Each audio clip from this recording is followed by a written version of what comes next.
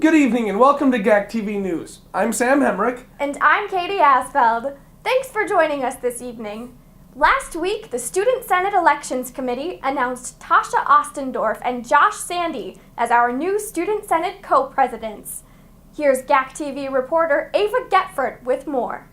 The upcoming Student Senate co-presidents for the 2012-13 school year are preparing to aid students after being elected on Monday. Tasha Ostendorf, a junior, and Josh Sandy, a senior, are ready to use their years of experience to be the voice of the student body. They sat down with me to explain their goals and how they want the Gusty community to get involved. So I would just like to try to inspire, I don't know if I'm very good at inspiring people to do things, but I would like to try to inspire kids to get involved with things, because I know when I came here, I really didn't I didn't care at all about extracurricular activities other than sports or whatever, and I got involved with SAE and Senate and, orchestra, lots of other things, and that really kind of changed everything. And we also want to make sure that we get a more diverse group of people involved in Senate. In the past, it's kind of been like the typical people that would be like poli-sci majors and stuff like that would be interested in Senate. And we definitely want to make sure that people know that even if they haven't had experience in Senate before, like there's cabinet positions that you can apply for, and like you can run to represent your dorm or your class. So like we really want to get like a new crop of people into and make people feel like just because you haven't been in it before doesn't mean you can't ever join it. Student Senate's first role is to allocate money, and we need as many people there and as many opinions as we can. Something that we're really interested in is like gender neutral housing, and I know that's become like more and more popular, and they've tried it in the past and it was like mixed reviews and whatever, but I think it's definitely the incoming class as well has expressed a lot more interest in it. One of the main things that a committee has been working on, but again kind of stalled, was the idea that we would get a kind of a shuttle service to take students to and from Mankato for things that they can't get here. The dive is a really good example. It was started my first year here, and I worked under the two people that proposed it, and so like our continuation of that would be like the fourth year of it going on. But I think a lot of people, they might like get bored of hearing about it or something, but it's like they don't realize that you have to go through like so many levels, and that's why we're so committed to it, because we've seen how far that it has come. We are pretty uniquely positioned as students, Tasha and I, and whoever the co-presidents are, to make an actual impression on the people who really make a difference and run this school. I guess I never really had the idea that I would run for co-president. I know Tasha was thinking about it with another, our kind of third, if you will, Jessie Flannery, who's the current finance director. Mm-hmm. But she really wanted to pursue an internship in Washington, D.C. for the fall, and I added a major last year and have eligibility for my tennis team for the fall, so I decided that I would just, stick around, and it just kind of worked out that she would be gone for the fall, I would be here for the fall. All three of us are really qualified and interested and wanted to take up this job. We think that Nick and Jen have done a really good job, actually. Things can always be done to improve transparency and trying to get out the word of Senate to students and stuff like that. People should not be like afraid or intimidated to come up to us. Sometimes that's the only way you can access people. Like if you see someone and the only time you see them is walking by them every day or every other day, like I think people should definitely like just stop us and say like, hey, like I want to talk to you, like how could we do that? And we definitely want to be accessible. And we want to be as accommodating as possible within our rules to help them make a difference. If you see Josh and Tosh in the hall, do not hesitate to say hi, congratulations, or ask them a question. Senate is always open to suggestions, and they are there to help any group, organization, or student. If you're interested in Senate, you can visit their website or ask your class or dorm senator. Reporting for GAC TV, I'm Ava Getford. Thanks, Ava. As March approaches, the student-led diversity conference Building Bridges finalizes their plans and anticipates the conference. This year's topic, Unresolved Conflict, Remembering Our Forgotten History, will focus on colonization and will take place on March 10th around campus. Making her reporting debut, here is Jerica Massey with more on the conference. Building Bridges, in an attempt to resurface parts of our forgotten past, is hosting the conference Unresolved Conflict, Remember Our Forgotten History. The conference will begin at 9:30 a.m. with a ceremonious drumbeat opening at 9 by the Thunderbirds. There will also be a performance by I Am We Are and keynote speaker Charlotte Black Elk. Every year, they come up with this different type of social justice issue. I think in the end we had like 8 or 9 total conferences. So But ultimately we picked this one because of a lot of reasons. One being the sesquicentennial, and being the sesquicentennial from not only Gustavus but also the hanging that happened in Mankato in 1862, and it just like everything seemed to connect to this year. The biggest thing I would like people to take away is that we're so connected with the history here.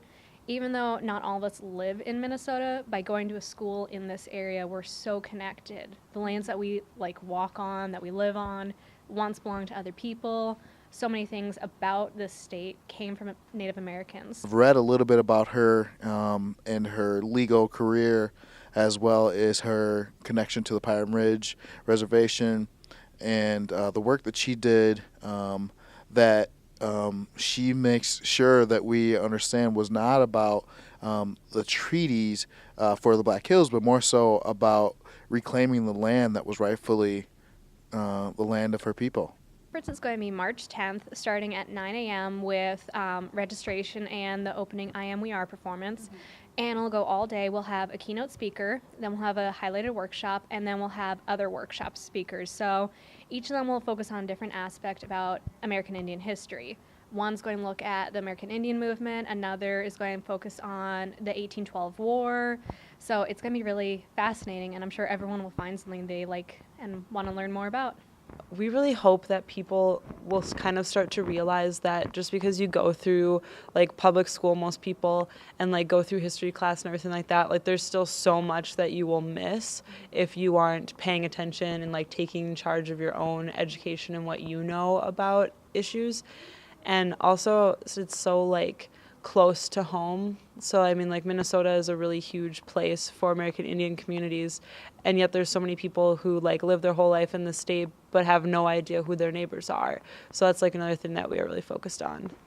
I also hope that people think of Native American people, and I've said this before, as not people from the past, but people from like in the present. Members of Building Bridges will be tabling outside of the CAF. Tickets are free to students and available at the table or at the SAO desk. We hope to see you there participating in remembering history. Reporting for GAC TV, I'm Jerica Massey. Thanks, Jerica. Last week, I sat down with Communication Studies Club President Stephen Manley, who is hopeful that the upcoming blood drive will set a record number of donors. Here's Stephen with more on the blood drive. I'm in charge of getting the blood drive put together here this spring. So it's next Wednesday, March 7th and 8th. It's in Alumni Hall from noon until 6, and it's a great cause. Every person that gives blood saves up to 3 lives. Some people that give double blood red cells are actually saving up to 6. Last fall we had 234 people give, and that was 2 off of our record. So this spring we're hoping to beat it. And so far we've actually had a lot of sign-ups, so if you still want to, we're tabling all the rest of this week and the beginning of next week, so look for us outside the CAF. And everyone's welcome to be a walk-in. You don't need an appointment, although one is preferred. Well, the Communication Studies Club is a club for all Comm Studies majors. Our 2 main events throughout the year are the blood drives. There's one in the fall and in the spring, and we spend a majority of our time working on that, and also putting together thank yous for the volunteers and for the employees that come from the Red Cross. This year we're actually going to have a pancake breakfast for all the volunteers afterward, so we're very excited for that. The club meets every Wednesday in room 321 in Beck at 10 a.m. just during travel break from 10 till 10:20. Everyone's welcome that's a comm major, and it's a great way to get involved on campus.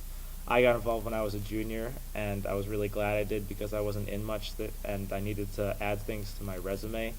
So this was a great opportunity for me to get involved and get to be part of a community process that's really good, actually. Don't be afraid to sign up to give blood either. I gave blood for the first time in the fall, and it wasn't that painful and actually wasn't as scary as I thought, because normally I'm not a person that likes needles at all. But there are really good professionals that do it, and they give you plenty of information and plenty of heads up on everything, and they give you a little ball to squeeze. And really the best part is that you get cookies and juice galore afterwards, so you can enjoy that. Don't forget the Communication Studies Club will be tabling outside the CAF for the blood drive. Don't forget to sign up and make your blood count. This Sunday, March 4th, is the submission deadline for Firethorn, Gustavus's Journal of Literary and Graphic Arts. So don't forget to send them your prose, poetry, and art. Submission guidelines can be found online.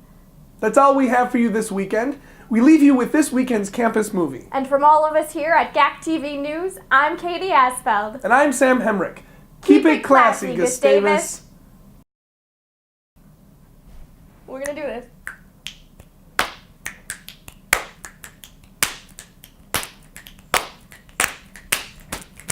And I'm Sam Hemrick. What? Why would you just do that? He was building up for like probably 15 seconds.